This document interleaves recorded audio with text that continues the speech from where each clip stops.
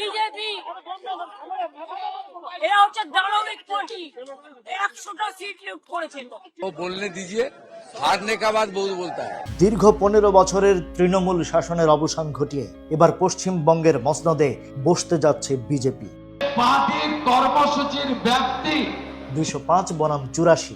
এই পরিসংখ্যান কেবল সংখ্যা নয়, বরং বাংলার রাজনীতির এক আমূল পরিবর্তনের দলিল। এবার কেন হারলেন মমতা আর কেন জিতলো বিজেপি, সেই আলোচনায় ফিরে যায়। कैंपेन के दौरान बोल रहा है हम लोग आ रहा है। তৃণমূলের সবচেয়ে বড় শক্তির জায়গা ছিল মুসলিম ভোট ব্যাংক, কিন্তু এবার সেখানেও ফাটল ধরেছে। সেখানকার গণমাধ্যমের তথ্য বলছে 54টি মুসলিম অধ্যুষিত আসনের মধ্যে বিজেপি এবার 12টিতে জয়লাভ করেছে, যা আগে ছিল মাত্র 1টি। অন্যদিকে ভোটার তালিকা সংশোধন বা SIR প্রক্রিয়ায় প্রায় 1 কোটি নাম বাদ পড়া বড় প্রভাব ফেলেছে। বিশেষ করে সীমান্ত জেলাগুলোতে এই ফ্যাক্টরটি তৃণমূলের সাজানো বাগান তছনছ করে দিয়েছে। शांति से मनाना चाहिए। পশ্চিমবঙ্গের দক্ষিণ পশ্চিম অঞ্চলে 119টি আসনের মধ্যে বিজেপি 102টিতে জয়লাভ করেছে, যে আসনগুলোকে আমরা বেলওয়েদার বা সরকার গড়ার সূচক বলি। সেখানেও বিজেপি নিরঙ্কুশ আধিপত্য দেখিয়েছে। এমনকি মমতার নিজের গড় হিসেবে পরিচিত 38টি আসনের মধ্যে 21টি ছিনিয়ে নিয়েছে গেরুয়া শিবির। শুভেন্দু অধিকারীর সেই কেজরিওয়াল স্টাইল চ্যালেঞ্জ, অর্থাৎ মমতাকে নিজের আসনে আটকে রাখা, কাজে লেগেছে বলে মনে করছেন বিশ্লেষকরা। Along with 5 MPs and others.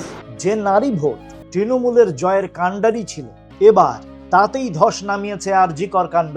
আরজি করের সেই মর্মান্তিক ঘটনার পর নারীদের নিরাপত্তা হয়ে দাঁড়িয়েছিল প্রধান ইস্যু। বিজেপি অত্যন্ত কৌশলীভাবে ভুক্তভোগীর মাকে প্রার্থী করে সেই আবেগ ধরার চেষ্টা করেছে। সাথে ইশতেহারে দেয়া দুর্গা সুরক্ষা স্কোয়াড এবং 3000 টাকার মাসিক সহায়তার প্রতিশ্রুতি নারীদের একাংশকে তৃণমূল থেকে সরিয়ে আনতে সাহায্য করেছে।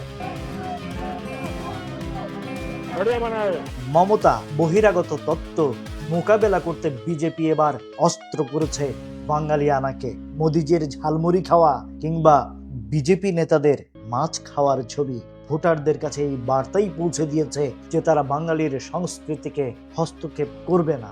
অর্থাৎ যে বাঙালি অস্মিতা বা গর্বের উপর দাঁড়িয়ে মমতা লড়াই করতে চেয়েছিলেন, সেই জায়গাতেও ভাগ বসিয়েছে বিজেপি। সব মিলিয়ে 92% রেকর্ড ভোটদান প্রমাণ করেছে মানুষ এবার পরিবর্তনের পক্ষে স্পষ্ট রায় দিয়েছে। এটি কেবল একটি দলের হার নয়, বরং বাংলার রাজনৈতিক দর্শনেরই এক বড় রূপান্তর। আর এই ফলাফলের দীর্ঘমেয়াদী প্রভাব কি হবে সেটা তো সময় বলে দেবে।